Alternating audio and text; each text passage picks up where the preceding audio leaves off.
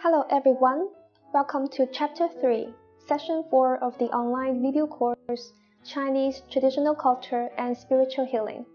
My name is Wen Chao, a teacher at Guangdong University of Foreign Studies. Professor, does success bring happiness?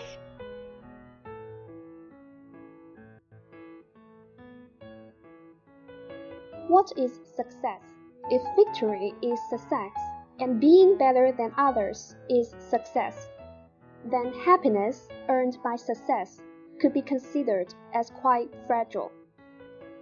The reason is simple, because victory and defeat are fraught with uncertainties, which brings us a strong sense of insecurity. One of the great causes of modern-day suffering is the persistent desire to be better in order to gain others' approval. Moreover, if success comes at the cost of painful processes, is such a life really a happy one? The famous talk show Dialogues with 13 Exemplary People once interviewed Zhang Yadong, a famous musician.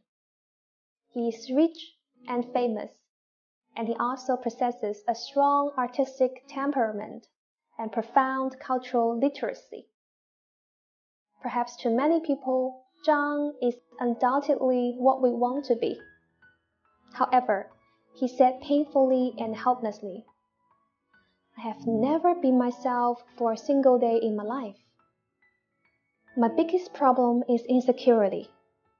No matter how much money I have, it does not bring me a sense of security. It seems that successful Zhang does not gain the happiness he yearns for."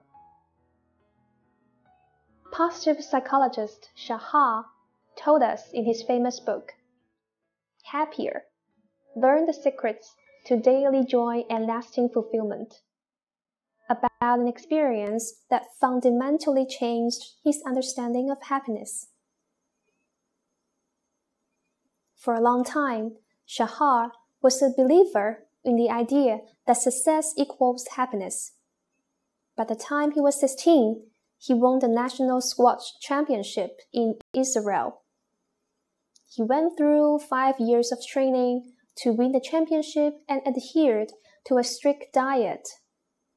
But squash training was not his real passion. In the arduous and boring training, he always felt something was missing in his life. Neither strenuous exercise nor constant self-encouragement could fill the void in his heart.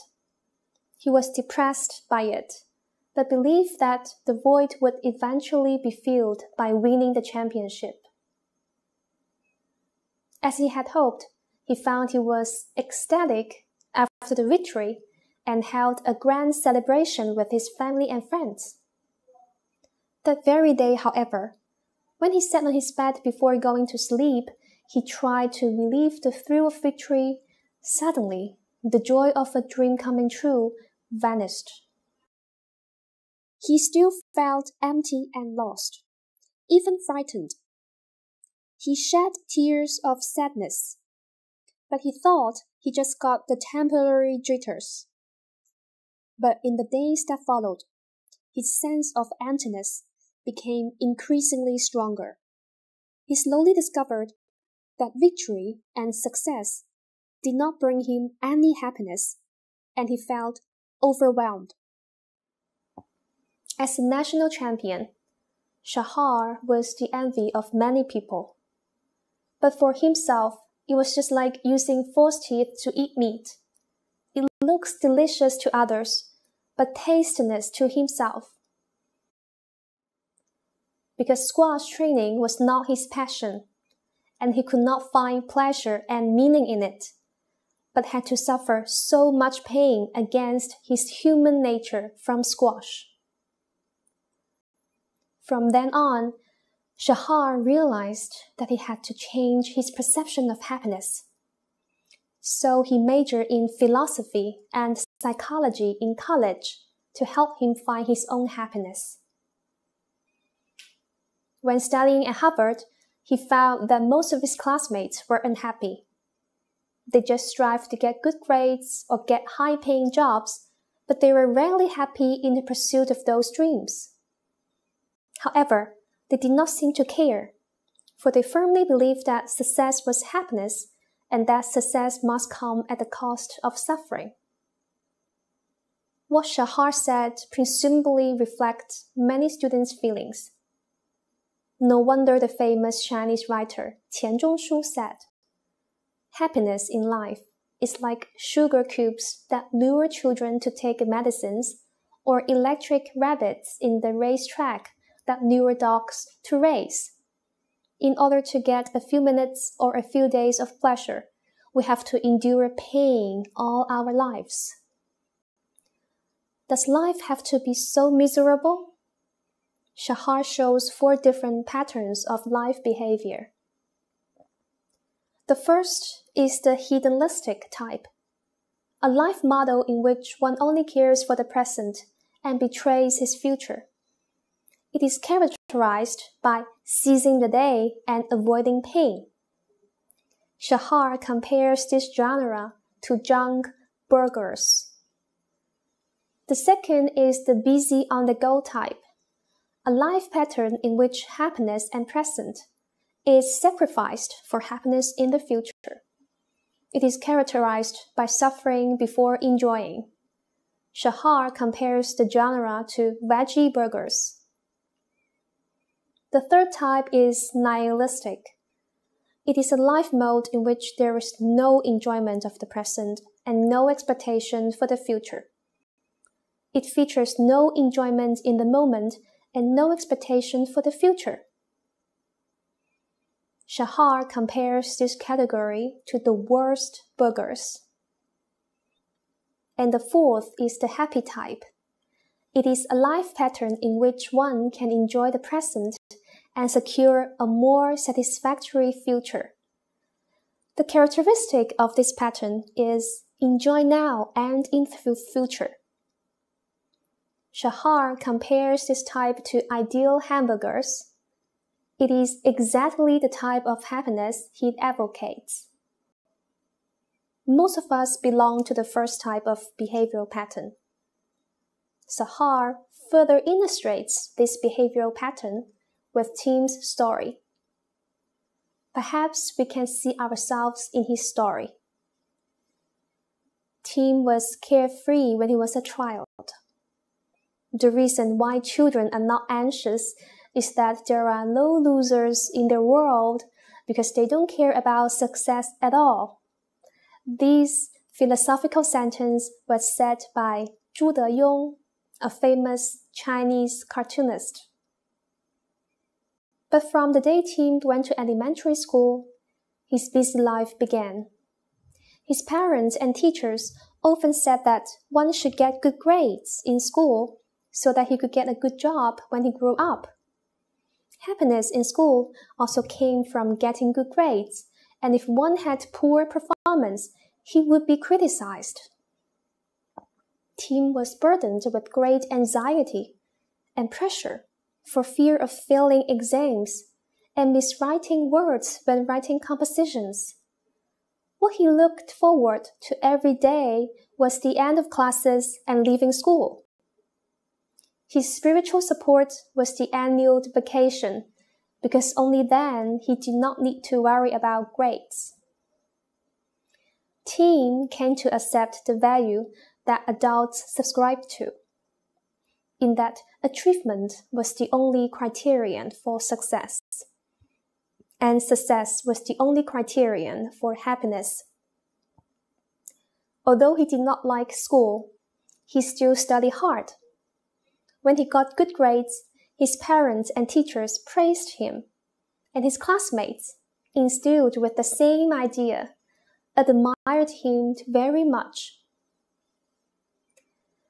By the time he entered high school, Tim had become deeply convinced that the pain of the present was in exchange for happiness in the future.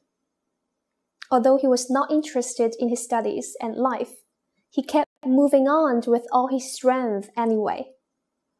the power of gaining glory propelled him, and when the pressure became unbearable, he began to comfort himself by saying, "Everything will be fine when I go to college." When Tim received his university admission notice, he was so excited, he was drawn to shedding tears. He solemnly told himself that he could at last live a happy life. But things went in contrary to his wishes. Not many days after, the familiar feeling of anxiety came back.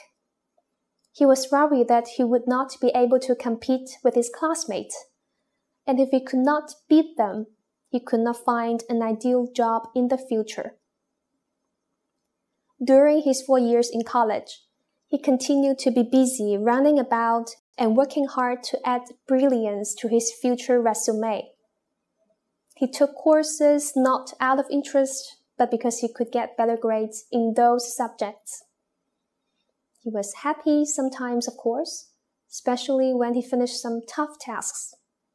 But those happy moments, which entirely derived from the sense of relief at accomplishing those tasks, did not last long, and anxiety emerged as the shadow following the form. In his senior year, Tim was hired by a famous company. Once again, he told himself excitedly that he could finally begin to enjoy life. But he soon found that the well-paid job, which required 84 hours of work a week, was stressful. He convinced himself that he had to work hard and that it was okay to make small sacrifices now so he could get promoted faster. Just like in college, he was occasionally denied it because of a salary raise, bonus, or promotion. But those feelings of satisfaction also faded quickly. After years of hard work, the firm invited him to become a partner. He dimly remembered that he thought he would be very happy if he could become a partner one day. However, when the day did come, even though he and his lover had a mansion, a luxury car, and bank savings that they could never use up in their lifetime, he did not feel happy at all. Ironically, Tim was considered a model of success by everyone around him. His friends looked up to him as a role model and set him as an example when educating their children. But Tim felt sad for himself and the children who might share his fate. One might ask, why does Tim not look for new happiness by achieving his next goal as he did in the past? In my opinion, this is probably because he entered an adult rebellious stage. Calvin Colorado, an American professor of psychiatry, pointed out that by middle age, many males feel confused and dissatisfied with their current lives. They think they have wasted too much time in life and complained they always work hard and do not have chances to enjoy their lives. According to psychologist Carl Jung, the average person's ego doesn't mature until middle age. The mature ego of the middle age will strongly protest against repressed lives, and then start to seek new lives or even deviate from the normal life. The most typical example is the artist Gauguin. Without consulting his wife and friends, the 36-year-old Gauguin decided to quit his well-paid job as a broker on the stock exchange so that he could spend his days painting, a career he loved. He was willing to be destitute and homeless. Gauguin was the very inspiration of Moons, the Moons, and Sixpence. In Zhuangzi's eyes, people as busy as Tim are 世人之事. taking others' comforts as their own. They regard worldly success as happiness and sacrifice their own happiness. So it is difficult for them to have real happiness. Before we finish, I have 2 questions for you to think about. You can see them on the screen now. Please pause the video to think about them, and continue when ready. 1. How do you feel about the relationship between success and happiness? 2.